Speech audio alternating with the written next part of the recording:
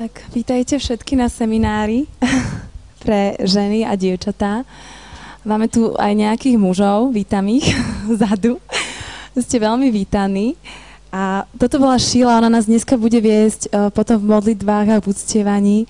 A veľmi sa teším, že ste prišli. Máme dneska takú špeciálnu tému. Som dcera kráľa. Ako ste si aj všimli, sme vytvorili taký banner pre vás, môžete sa tu potom aj fotiť. Peťka Stručková je tu. A to, čo by som chcela tak na úvod povedať, je, že Deklan mal takú túžbu sa modliť za vás a možno za takú jeho prítomnosť na tomto mieste. Aj vás chcem inak pozbudiť, že keď sedíte vzadu na tej tráve, alebo tak, môžete kľudne prísť dopredu. Tu je ešte veľmi veľa voľných stoličiek, aby vám nebola zima, alebo tak, ak chcete. A na úvod by som chcela vám povedať trošku aj o tom, že prečo táto téma, alebo prečo práve... Môžete ísť, poďte kľudne, babi. Prečo táto téma a prečo sme sa aj s Vládkom rozhodli, alebo sme tak prijali túto tému, že sme dcery a sme synovia.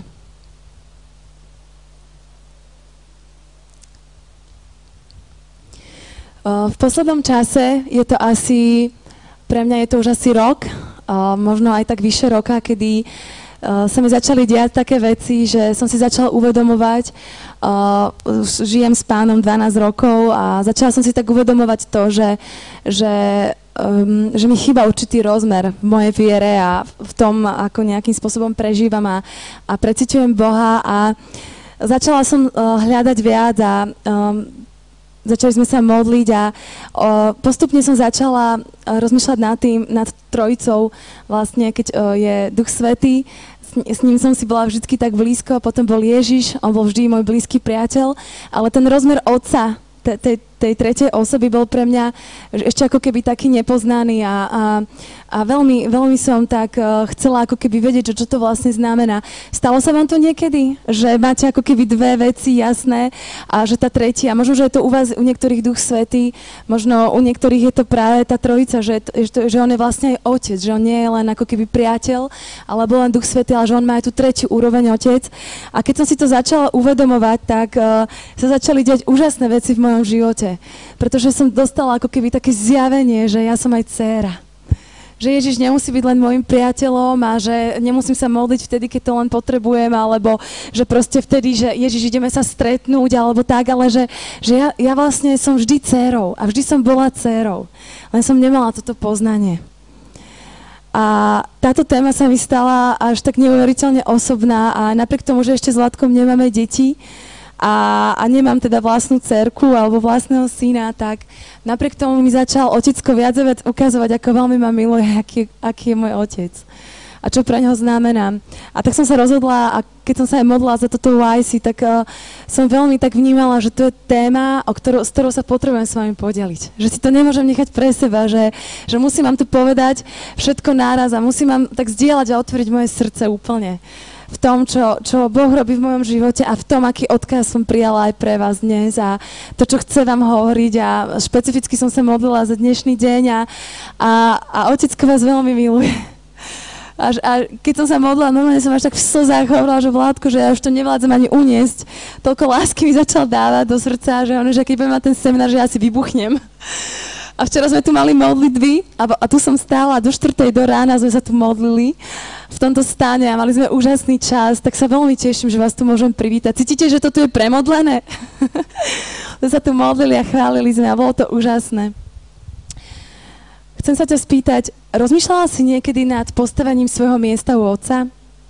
Rozmýšľali ste niekedy nad svojim postavením, že kto si ty u Otca alebo svojho miesta?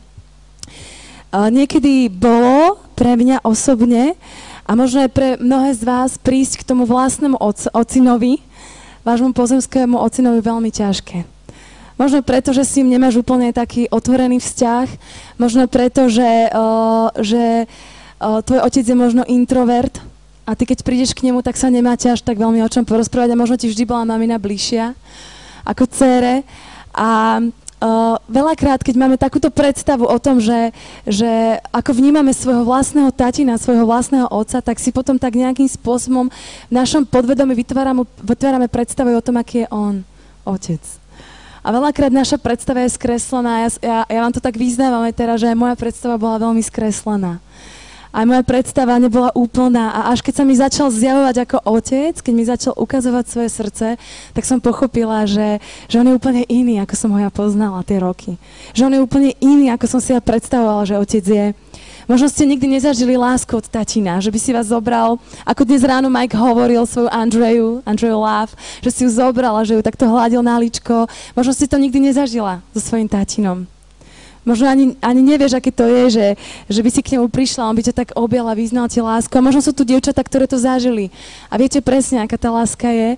Ale a na základe toho, aký vzťah máš s tatinom, a aký vzťah som mala ja s mojim tatinom, tak si vytvárame predstavy o tom, aký je Boh Otec. Aký je On, aké má vlastnosti, ako sa správa. A veľakrát, keď som sa modlila za dievčatá a sa mi zdôverovali, tak toto bola práve tá téma, kedy sme úplne narazili. Kedy sme otvorili bolesť, kedy sme otvorili to, že jednoducho nemajú ten vzťah s tatinom doriešený, že jednoducho možno dokonca som sa včera rozprávala s jedným dievčaťom, jej otec zomrel, keď mal 14 rokov. Čiže nikdy nemohla sa k nemu ako tínedžerka pritúliť alebo ako porozprávať sa s ním o tom, čo prežíva, o tom, čo sa deje, ako je v škole, jednoducho už tu nebol ten otec. A toto poznanie, ktoré máme v hlave, nám častokrát potom ukazuje to aj, aký je Otec nebeský. A dnes chcem hovoriť o tom, že ľudskí rodičia sú omylní. Aj ja s Vladom sme omylní a robíme chyby, každý z nás. Padáme a niekedy veľakrát sa mi stane, že aj niekoho zránim a nevedome, že napríklad niekoho nepozdravím, lebo si ho nevšimnem alebo tak. A potom mi niekto napíše na Facebook, že ty si ma ani nepozdravil, ale už sa vám chcem aj z tohto miesta ospravedlniť, že nikdy to nie je úmyselné. Ja vás veľakrát nevidím. Ja som veľakrát veľmi zamyslená, rozmýšľam úplne nad rôznymi vecami, takže že sme omylní ľudia. Takisto aj my, aj vy, aj naši rodičia sú omylní ľudia a dokážu znetvoriť tú podobu otcovstva a materstva. A dokážu ako keby úplne nám pretvoriť obraz toho, a verím, že to nechcú. Žiadny otec ani mama to nechce. Ale veľakrát je to práve tak, že tvoj ocino a tvoja mamina možno nezažili také detstvo. Možno aj oni sami boli bití, možno aj oni sami boli im nadávané, veľa sa od nich vyžadovalo a smerovalo sa to všetko na výkon. Keď urobíš toto, tak dostaneš toto. Keď umieš riad a pôjdeš tam a tam, tak budeš mať to a to. A možno ste toto doma zažili a toto je vaša predstava o tom, aký majú byť rodičia možno, alebo aký je náš otec, lebo toto je vo vás. Zemskí otcovia nás opúšťajú, ale Otec nebeský ťa nikdy neopustí. Nikdy ťa neopustí. Nikdy. A on to hovorí aj v Židom 13.5. Nenechám ťa celé iste, ani ťa neopustím, dcérka moja. Dneska budem hovoriť iba pre dcery. Ešte raz to poviem. Nenechám ťa celé iste, ani ťa neopustím, dcérka moja. Vedeli ste o tom, že ako Boh Otec, on úplne presahuje ľudské rozlišovanie pohlaví? On úplne presahuje ľudské rozlišovanie, tak ako to my rozdeľujeme.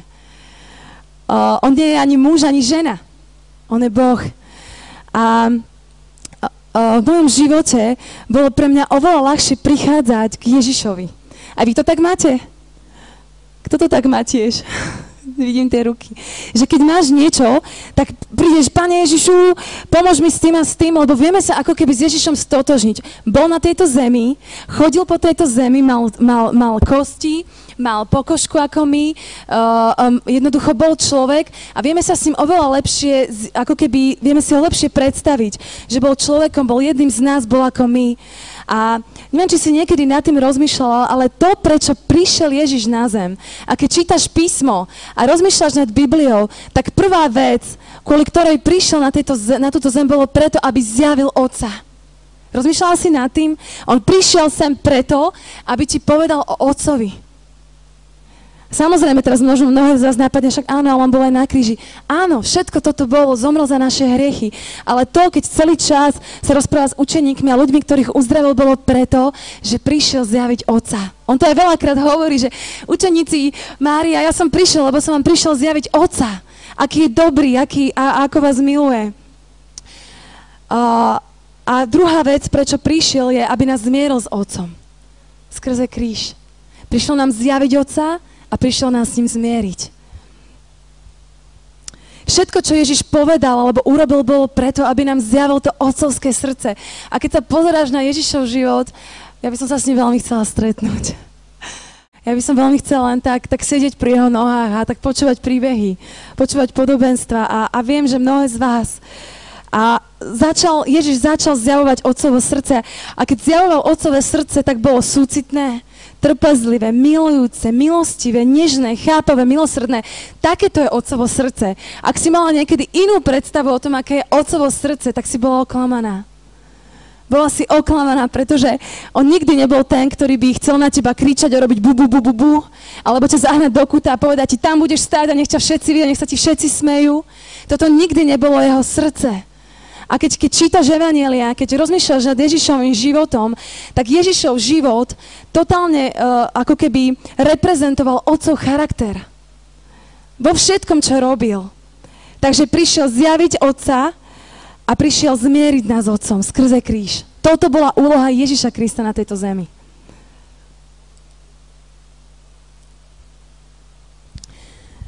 Keď som rozmýšľala, že čo všetko by som vám tak mohla o sebe povedať a mnohé veci som už povedala aj pred rokom, aj ten rok predtým, ale možno také najsilnejšiu vec, ktorú stále vnímam a ktorá bola pre mňa také veľmi kľúčová v mojom živote. Ja keď som prišla na strednú školu do Kremnice, tak ja som strašne túžila po priateľke.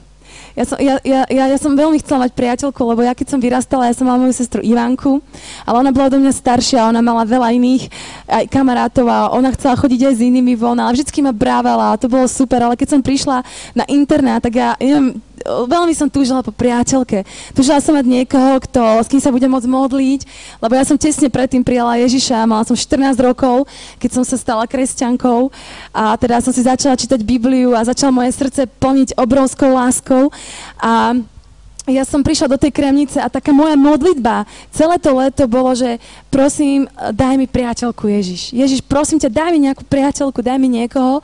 A prichádzali do môjho života rôzne dievčatá, mala som tam skupinku, bolo to super, ale pravda bola taká, že mala som ako keby veľa ľudí okolo seba, ale takú úplne najbližšiu priateľku mi nedal.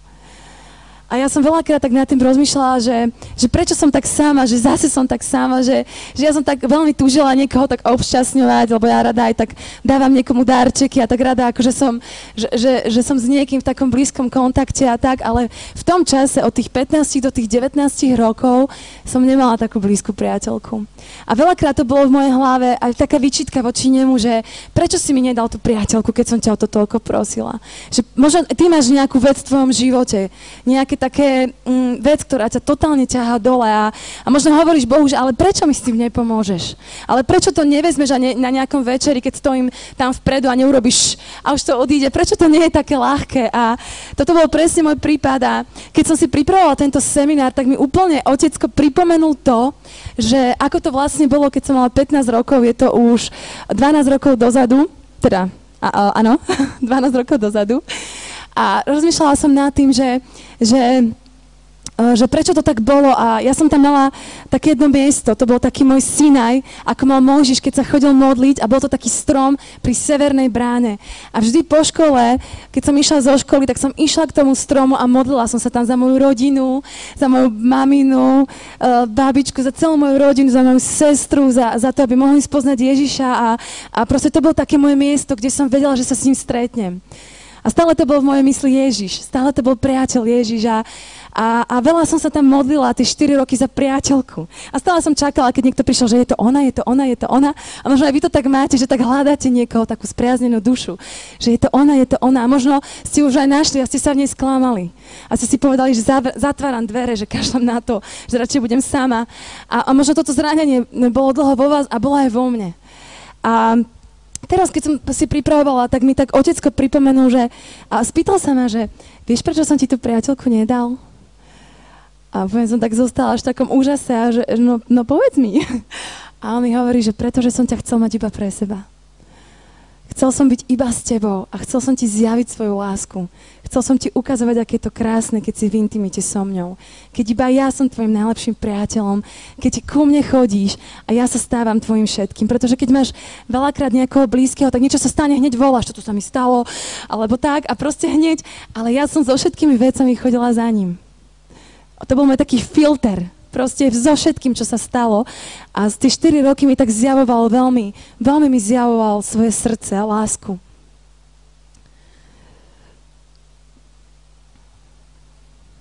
Vieš o tom, že si adoptovaná dcéra?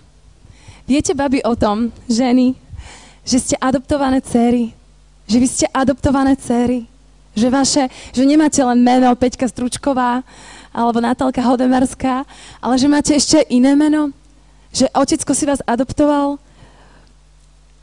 Alebo môže byť pre teba Boh otcom? Dovolíš mu to, aby si ťa adoptoval? Ale Boh súc bohatý v milosrdenstve pre mnohú svoju lásku, ktorou si ťa zamiloval, keď si bola ešte mŕtva v previneniach, oživil ťa spolu s Ježišom Kristom. Zobral ťa úplne ako hriešnú bytosť, oživil ťa s Ježišom na kríži a je ti ockom. Sila, nie? Že ideš si svojim životom, úplne pohoda, zrazu stretneš Ježiša ako priateľa, vyznáš hriechy, príjmeš to, že zomrel za teba na kríži a automaticky Otec, ktorý vlastní celú zem a nebesia, sa stáva tvojim otcom. To je neuveriteľné. To je neuveriteľné. A my tu na Slovensku sme v takej malej krajine, aj tam je našim otcom. Chce byť tvojim ockom, chce ti zjavovať svoju dobrotu. Máme takých veľmi dobrých priateľov v Bratislave a majú už malú dcerku a ona je taká zlatá, že keď sme u nich vždycky máme skupinku a modlíme sa, tak ona vykrikuje, chodí po byte a hovorí papi, papi, papi, papi, a tak to ho vodí do izbičky a tak a vždycky mu tak chytí ruku, že papi, papi, a tak to akože ho vedie, že sa chce s ním hrať. A toto si ty a ja. Ako kľudne môžeš hovoriť ockovi nebeskému papi. Papi. Volať ho proste úplne najkrajšími slovami, aké sú pre teba. Tie najkrajšie, aké dokážeš povedať. Môžeš na ňo kričať. Veľakrát som si všimla, že míňame tento cieľ v cirkvi, aj tu v našej rodine. Míňame to, že on je otec. Míňame to, že má on pre nás vyšší zámer a vyšší cieľ a stávame sa takými Martami. Ja som sa veľakrát cítila takou Martou, aj keď ja som prirodzene Mária, že ja by som len proste, ale veľakrát som tak, že toto musím robiť a ja som úplne minula cieľ. Stalo sa ti to niekedy? Že úplne si vedela, že tam ešte musím ísť, toto ešte musím robiť, toto musím vybaviť a úplne si ako keby zabudla na to, že kto je on v tvojom živote. Že si minula cieľ. Vybrala si si údel Marty, aj keď by si veľmi chcela byť Máriou. Nie si slúžka. Ty nie si slúžka. Ty si dcéra. Ty si dcéra kráľa. A viem, že ono sa to možno pre vás počúva ťažko a hlavne možno pre tie, ktoré máte ťažké detstvo za sebou. A viem, že je vás tu viac, že sa vám to počúva ťažko a predstava nejakého otca je pre vás absolútne radikálne nepredstaviteľná. Ale práve preto sme otvorili túto tému, lebo je to nesmierne dôležité, aby tento rozmer v tvojom srdci sme mohli dnes otvoriť. Možno sa dneska všetko neuzdraví. Možno odtiaľ to odídeš a povieš si, že neviem, že asi mi to ani až tak veľa nedalo. Alebo si možno povieš, chcem to skúsiť. Ale keď dneska začneš ten proces, tak na YC o rok budeš niekde inde. Garantujem ti to. Keď dneska otvoríš otcovi ako oteckovi, ako Bohu otcovi svoje srdce, on sa ti dá spoznať ako otec. V 2. Korinťanom 6.18 a budem vám za ocka a vy mi budete za dcéry. A budem vám za ocka a vy mi budete za dcéry. Dcerou sa nevieš stať len tak. Dá sa to iba cez Ježiša Krista. Ale on sám, Boh Otec sám seba vyhlasuje za nášho Otca. On nám je plne Otcom. Ježiš sa mu podal úplne celý, úplne vo všetkom a toto očakáva aj od teba, že mu dáš všetko. Že mu dáš ten pokazený vzťah s Otcom, možno s maminou, že mu dáš svoju sexualitu, že mu dáš svoju kariéru, že on ako Otec túži od svojej dcerky počuť všetky. Každú jednu vec, ktorú zažívaš. On túži mať s tebou taký vzťah, že budeš mu môcť povedať všetky tie veci a veľmi, on je preto úplne otvorený a on ťa chce počúvať. Ježiš Kristus, on bol na Božiu slávu a žil a žije, a poviem to znova, aby oslavil Otca. Ak miluješ Ježiša, tak poďme za ním a robme to, čo robil Ježiš. Aby sme zjavovali Otca, aby sme oslavovali Otca, aby sme vedeli, ale to vieš vtedy robiť, keď si dcéra, keď vieš, že si dcéra. Prvý poklad kráľovskej dcéry. A o tomto poklade som hovorila, ale nemôžem si to neodpustiť tu na YC, že chcem sa tomu povenovať, a to je sloboda. Sloboda. Ako vieš, či si slobodná? Ako to vieš, či si slobodná? Veľakrát sa zaoberáme a je to aj tu medzi nami, že čo máme robiť, ako máme robiť. A všimla som si, že aj teraz sme priniesli vlajky a veľa dievčat tak začalo vlajkovať, ale úplne ten prvý deň som videla také roztrasené ruky, že úplne, že až také, že čo povedia možno ľudia, alebo že čo si kto povie, však ja to vôbec neviem to robiť, alebo tak. Že veľmi nám záleží na Slovensku na tom, čo si o nás ľudia myslia. Veľmi nám záleží na tom, keď ideme niekam, čo si o nás kto povie, ako vyzeráme, ako sa správame. Keď niekomu niečo povieme, tak hneď nad tým rozmýšľame, že či to bolo dobré alebo nie. Taký check-in. Stále sa tak kontrolujeme. Myslíte si, že to je správne? To ťa neuveriteľne obmedzuje. Toto nie je sloboda. Toto nie je sloboda. Sloboda je ísť a absolútne s prehľadom vedieť, že som dcéra. A že moja hodnota je nevyčísliteľná a kamkoľvek ideš, ide to s tebou. A všetci to vidia. Všetci to na tebe vidia, že ty si dcéra. Pretože ty si tak sama so sebou vyrovnaná a spokojná, že nič neriešiš iné. Iba tvoju lásku s Ockom. Toto je sloboda, že si slobodná od ľudí. Že si slobodná od toho, či zapadáš do spoločnosti, či máš priateľku alebo nemáš priateľku, či si in alebo nie si in. To je absolútna sloboda, ktorú ti môže dať to zjavenie, že si dcéra.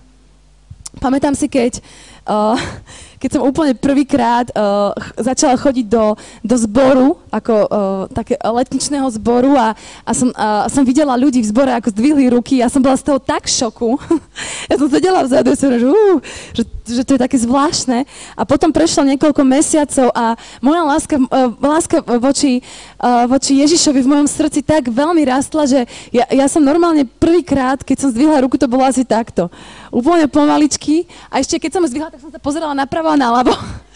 A proste tak som sa kontrolovala, že čo keď ma niekto uvidia, niekto to vidí, že mne sa celá tá ruka trasie, lebo som mala strach, čo povedia ľudia. Mala som obrovský strach, čo si o mne niekto pomyslí, že či som v pohode alebo nie. A mala som taký blok v sebe. A možno poznáš tie bloky a sú v tvojom živote už dlho a už si na ne zvykla.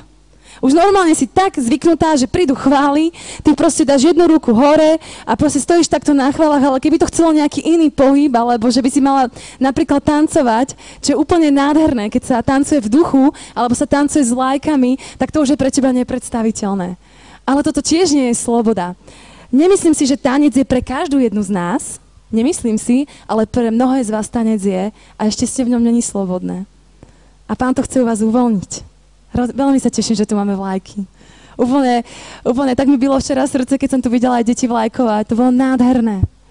A tak slobodné boli tie deti, tak krásne vlajkovali. Malá Ela tak chodila po celej lúke. Nádherné to bolo. Toto je sloboda. Deti to poznajú. Deti vedia byť slobodné, lebo im je jedno, čo si kto povie. Ja proste prídem, zoberiem tú vlajku a vlajkujem si. Nádherné, chcem byť ako dieťa. Navždy. Zaoberáme sa veľakrát tým, čo iní o mne povedia, ale neviem, či ste si niekedy uvedomili, že to je náboženský duch, že to je otroctvo. Viete, ako sa prejavuje náboženský duch? Poviem vám teraz. A teraz počúvajte, budem to hovoriť veľmi pomaly.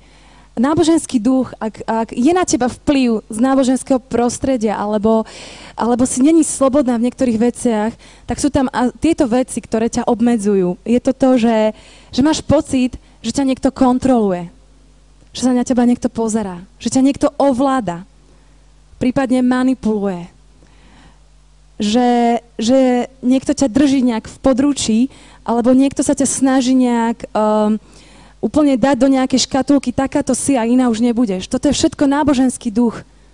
To je absolútna nesloboda. A Ježiš prišiel na túto zem, aby zlomil. Zlomil toto. Ty máš byť úplne voľná od nejakej kontroly, ovládania, manipulácie, zastrašovania. Toto vôbec nie je to, čo ty máš nejak riešiť. Keby ti niekto príde k tebe a povie ti, no ty tú ruku nemôžeš dávať takto, musíš ju dávať takto, alebo vieš čo, radšej maj vedľa seba, lebo ostatných to vyrušuje, alebo radšej nevlajkuj s tou vlajkou takto, lebo iných to vyrušuje. Dávaj si na to pozor a pamätaj si na moje slova, že toto nie je od otecka. Otecko dáva slobodu, absolútnu slobodu a môžeš byť taká, aká si a slobodná. Na tomto mieste, už keď som sem vošla a Šila začala hrať, tak úplne som tak cítila, že každá z vás je špeciálne obdarovaná. Každá z vás má špeciálne obdarovanie, ešte ste to mnohé neobjavili a prichádza čas, kedy vám to chce veľmi Otecko zjaviť. A úplne vidím, že aj na tomto YC, že robí niečo úžasné, nielen v mojom živote, ale v našich životoch a túži vám ukázať, aké dary vám dal a túži, aby si v nich mala slobodu.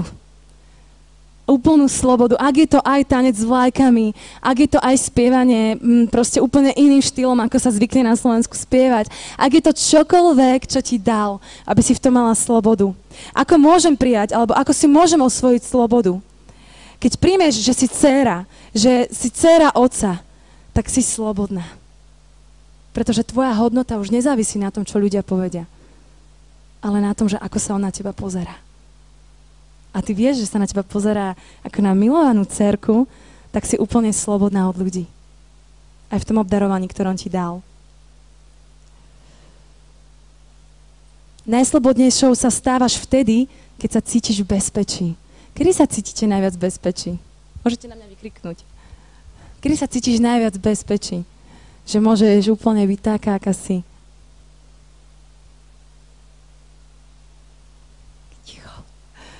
Ja sa cítim v bezpečí aj u mojej maminy.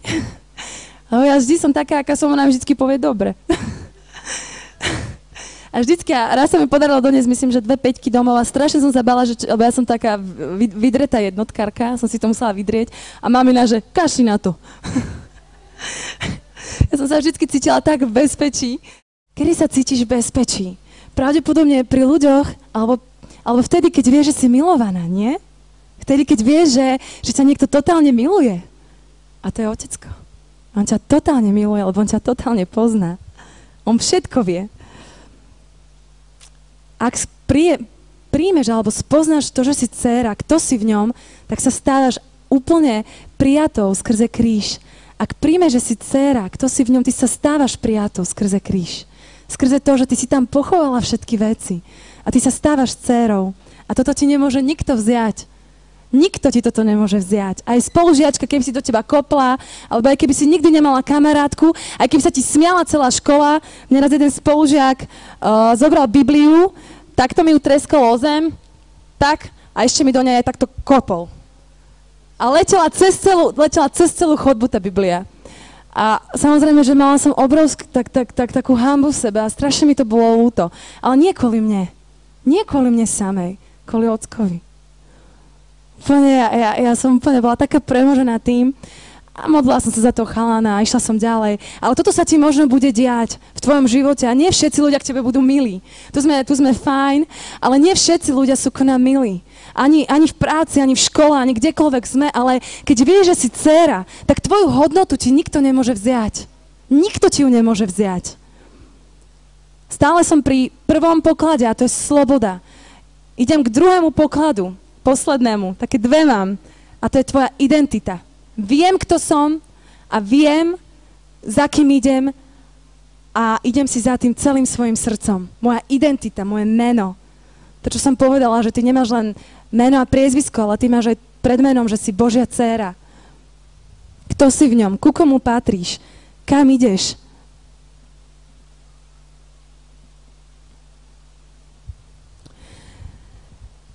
Tuto sa chcem tiež zastaviť. Všimla som si aj na tomto YC, aj celkové, keď chodíme s Vládkom na rôzne kresťanské konferencie, budem s vami úplne otvorená.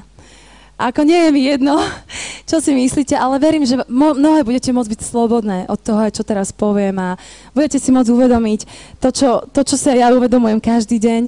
Veľakrát som si všimla a viem, že to veľmi bolí otcovo srdce a to je také ohováranie medzi dievčatami. Také porovnávanie sa a také, že čo má ona, alebo že čo je, a také šuškanie si pomedzi riadkami, alebo len také vety, ktoré sú absolútne zbytočné a zraňujúce. A chcem to povedať naozaj v takej pokore a v tom, že toto nie je správne. Že ja sama som sa pristihla mnohokrát, že som mala proste vo svojej hlave a vo svojom srdci súd na niekoho iného. A potom som prišla pred oltár k Bohu a čo si myslíte, čo mi prvé povedal? Martinka moja drahá, ty potrebuješ sa modliť a potrebuješ odpustiť a potrebuješ milovať. To boli prvé slova, ktoré mi povedala. Ja som sa úplne zložila na zem a hovorím si, že Bože, že odpusti mi, že v mojom srdci bol súd. A ja to tu vidím aj tuto medzi nami, že veľakrát je to také, že prejde sa nejaké krásne dievča po kempe a miesto toho, aby sme povedali, aká je nádherná, tak si povieme, že prečo je taká pekná? Ja chcem byť taká pekná. Prečo ona to má a ja to nemám? Prečo ona má takú peknú jamku v líci, čo som ja vždycky chcela a nemám? A niektorí majú až 2. Je to spravodlivé? Ale vám poviem, že modlila som sa za jamky, nemám, ale môj Vládko má. A my sme jedno. A ja verím, že aj naša dcéra budeme. Prejde nejaké dievča pekné po kempe a vieš, o čom hovorím? Iba mi ukáž, prosím ťa. Či vieš, o čom hovorím? Ďakujem za tie roky. Mnohé ste nezvihli, ale viem, že sa hanbíte teraz. A kdekoľvek si prídem do O2 zaplatiť faktúru a proste veľakrát si tak ľudia premeriavajú ľudí. A je to úplne normálne vo svete, ale je to aj tu medzi nami. Uvedomuješ si to, že to je zlý pohľad? A robia to dievčatá alebo ženy, ktoré ešte neprijali to, že sú dcéry kráľa. Ich hodnota ešte nie je v tom, že sú dcéry, oni sú zatiaľ len v tom procese, že prijali Ježiša, ale neprijali to, že sú dcéry. Neprijali to. A tým pádom v tvojej hlave stále je, že sa porovnávaš, že hľadaš, dokonca podvedome hľadaš niekoho, kto je lepší ako ty, aby si mohla povedať, že ona je lepšia ako ja a už máš niekoho, s kým sa porovnávaš a drží ťa to v zájati a nie si slobodná. Je to chore. Toto nie je to, čo pre teba Boh pripravil. On pre teba pripravil nádhernú budúcnosť. Ty si jedinečná, každý tvoj vlas na hlave má spočítaný a on miluje to, aká si. On ťa presne takúto chcel mať a tým ho neuveriteľne urážaš, keď mu hovoríš, že sa sama sebe nepáčiš. Jeho to uráža. Vieš, prečo ho to uráža? Lebo on ťa naplánoval najkrajšie, ako vedel a chcel. Jeho to uráža.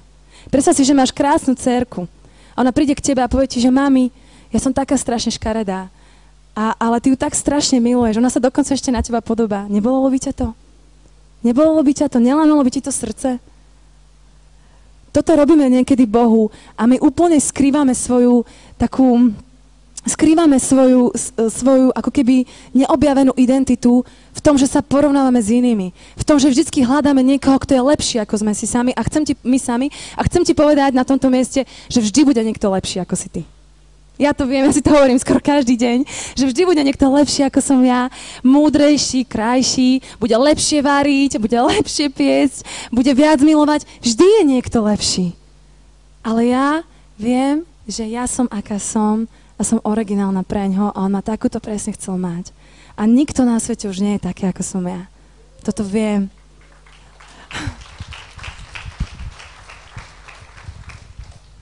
A toto platí aj pre teba.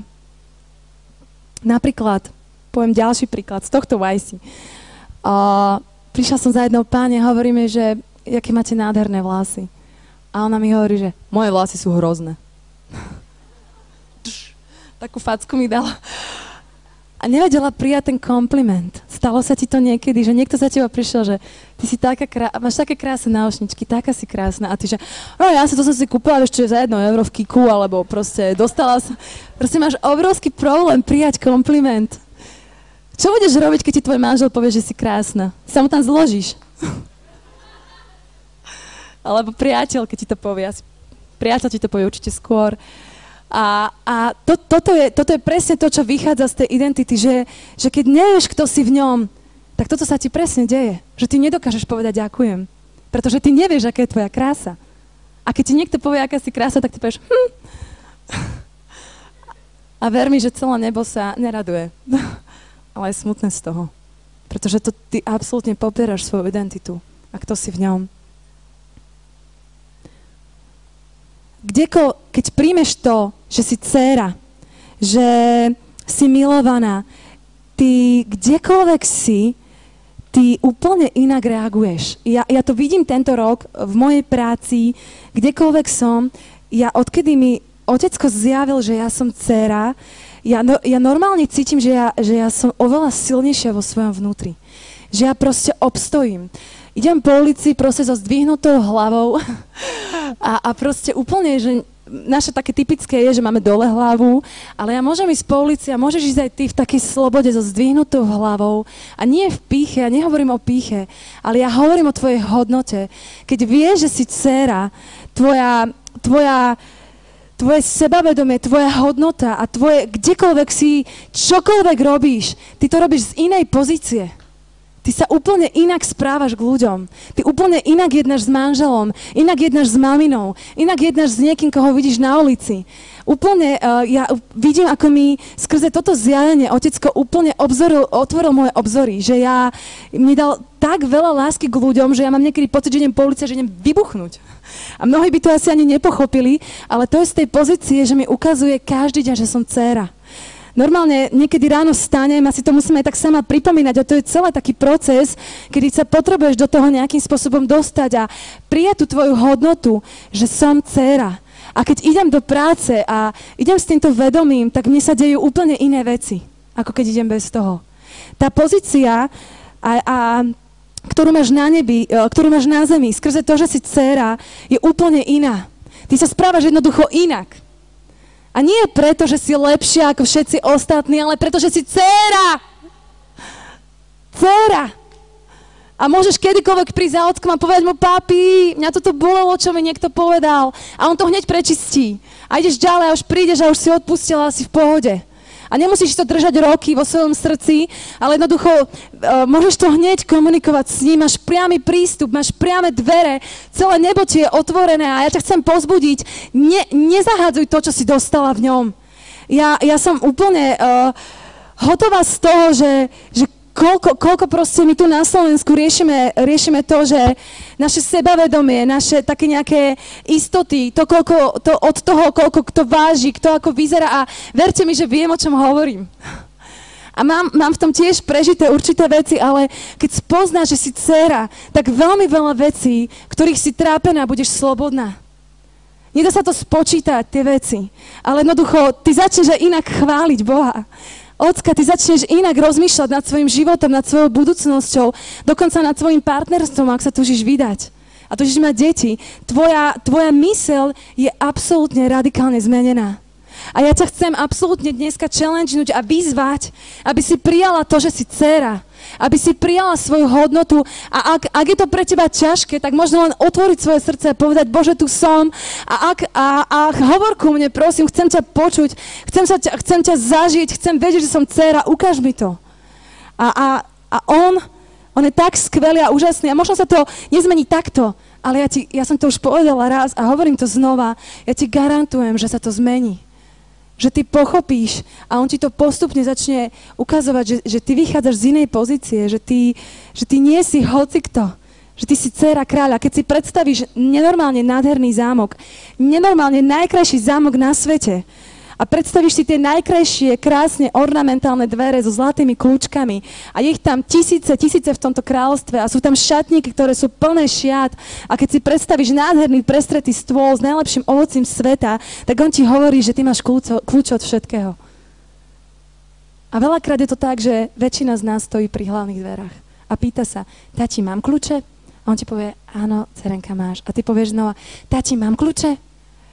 Mám kľúče aj od tej izby, aj od tej? On ti povie, áno, máš, môžeš ísť. A niekedy zostaneš roky na tom istom mieste, na prahu toho zámku. A ty nevôjdeš dovnútra. Nie je to smutné? Čakajú tam na teba tie najkrajšie šaty. Čaká tam na teba v prvom rade otec, ktorý chce s tebou tancovať na tú najkrajšiu hudbu sveta.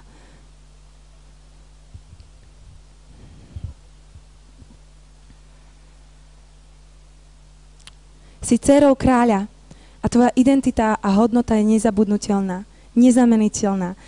A keď vieš, kto si, tak je to na tebe vidieť. Je to na tebe vidieť. Všade, kam ideš, čokoľvek robíš a povieš. Keď vieš, že si dcéra, môžeš kráčať so zdvihnutou hlavou, aj keď si v búrke a máš pocit, že sa blíži tornádo. Kdekoľvek si, či v práci, kdekoľvek si, obstojíš, keď vieš, kto si v ňom. Prichádza do tvojho života skrze dcérovstvo obrovská dôvera vo všetkých oblastiach tvojho života. A namiesto uplakaných dní prichádza nenormálne, nezameniteľná, až taká iritujúca radosť. Všetci milujú ľudí, ktorí vedia, kam idú. Keď nevieš, kam smeruješ, ani nepôjdem za tebou. Ako pastier nemôže byť s ovečkami a ošetrovať ich ránky, dotýkať sa ich, ale potrebuje byť na kopčeku a sledovať ich, tak, aby vedel, ktorým smerom ich môže viesť. Tak aj ty, a na obväzovanie tam má valáchov a junákov, ktorí mu pomáhajú, tak aj ty potrebuješ byť na kopčeku a vyhľadávať Božiu prítomnosť. A všetci ostatní pôjdu za tebou. Na záver by som chcela ešte prečítať niečo, čo som tak prijala pre vás. Ale ešte predtým zapíš si, prosím, ak máš pero a papier Žalm 73:25, ktorý ku mne veľmi hovorí. A tam sa píše, že koho by som mal na nebi? Popri tebe nemám v nikom záľuby na zemi. Koho by som mal na nebi? Popri tebe nemám v nikom záľuby na zemi. Žalm 73:25. A ešte chcem jeden verš prečítať o tom, že si dcéra. Boh poslal svojho syna Ježiša, aby ťa vykúpil, lebo si bola pod zákonom, aby si prijala dcérovstvo a keďže si dcérka, poslal ti Boh Otec do srdca svojho Ducha Svätého, syna, ktorý v tebe volá Abba Oče. Galatianom 4, 5, 6. To sú verše, ktoré sú v Biblii a oni sú celé o tebe. Prelož si ich do tvojho mena, napíš si tam svoje meno do Biblie a čítaj si ich pre seba, aby si ich vedela uchopiť. Takže Galatianom 4, 5, 6 a Žalm 73, 25. A na záver, predtým, ako sa budeme modliť a veľmi máme túžbu sa za vás modliť, Šila bude hrať chvály, máme túžbu vám žehnať. Ak je to niečo, čo potrebuješ vo svojom srdci objaviť, je to niečo, čo cítiš, že toto YC potrebuješ zložiť, tak ťa chcem aj tuto poprosiť, môžeš sem prísť na tento koberec, sú tu aj vankuše a chceme ti žehnať, aby aj toto YC si mohla úplne prijať to, že si dcéra. A potom na záver je tu aj Peťka a môžete sa fotiť aj pri tejto stene. A môžete mať takú pamiatku vo svojom telefóne, že vždy, keď si pozriete na vašu zeď, ale na váš predok, že tam budete mať svoju vlastnú fotku s tým, že bude tam napísané som dcérou kráľa. A mám túžbu preto to takto spraviť, aby si nikdy nezabudla na to, kým si. Na záver, včera, keď som sa modlila, tak som prijala také slovo pre vás a je to také na povzbudenie a chcem ťa tak poprosiť, Šila, prosím, môžeš ísť hrať na klavír? A je to také povzbudenie a chcem ťa poprosiť, že by si zavrela aj tak možno oči a by si tak našla také, že iba ty a on teraz a úplne zabudni na ten hluk vonku a na to, kto sedí vedľa teba, ale iba ty a on. A je to taká modlitba, ale nie je to modlitba smerom od nás k nemu, ale smerom od neho k tebe. Je to niečo, také vyznanie jeho srdca voči tebe. A chcela by som ti to prečítať a prosím ťa, aby si to pustila do svojho srdca, aby si nad tým mohla premýšľať a mohla rozmýšľať nad tým, čo ti chcel povedať.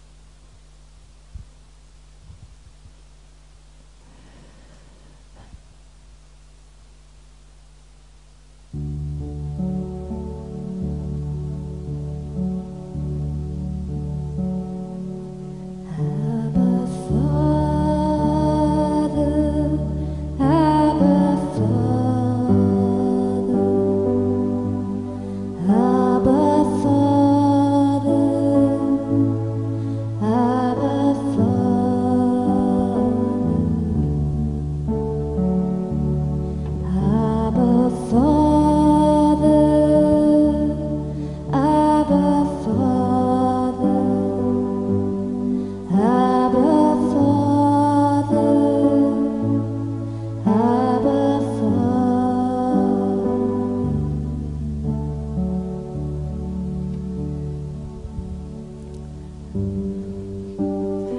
chcem ťa uvoľniť do nových vecí, do nového obdobia v tvojom živote, do novej služby, do nového povolania. Ak chceš ísť ďalej, už to nepôjde bez mojej milosti a môjho konkrétneho povolania v tvojom živote. Pripravujem ťa na novú cestu. Cestu, ktorá nebude ľahká, ale víťazne ňou prejdeš. Lebo ja v teba verím.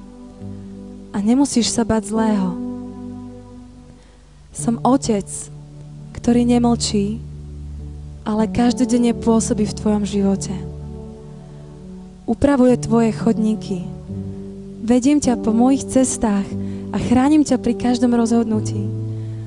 Otvor oči, milovaná, ja ti chcem dnes písať nový žalm, novú pieseň, ktorú budeš spievať na veky. Pieseň prorockú, ktorá ťa povedie. Láska moja, dcerenka moja, moje milované a nežné stvorenie, prebuď svoju vieru, ponáhľaj sa do mojich dvorán a kvej sa svetlom milosti. Nemusíš sa bať zlého, z každej jamy ťa vyslobodím a povediem. Na zelené pastviny ťa budem viesť, kde budeš mať dostatok všetkého, čo potrebuješ pre tvoj život. Otvor sa mi, otvor a ja učiním nové. Otvor sa mi, otvor a ja učiním nové. Poď za mnou a ja tvoj otecko ťa povediem ako dcérenku za rúčku do nových vecí v tvojom živote. Moje pastviny majú dostatok oleja pre každú ranu, aby všetko mohlo byť zahojené a tvoja radosť mohla byť vo mne úplná.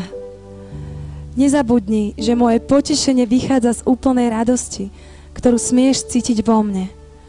Chcem usporiadať každú oblasť v tvojom živote a dávam ti novú nádej pre dobro. Novú radosť každé ráno, novú silu a odvahu, bezprostrednú lásku a nové náčinie na duchovný boj, aby si mohla v každom čase zvíťaziť. Dcerenka, som zamilovaný do teba a vodne i v noci snívam o tebe a moja láska je silnejšia a ohnivejšia ako akýkoľvek útok. Moja láska v tebe prekoná všetko.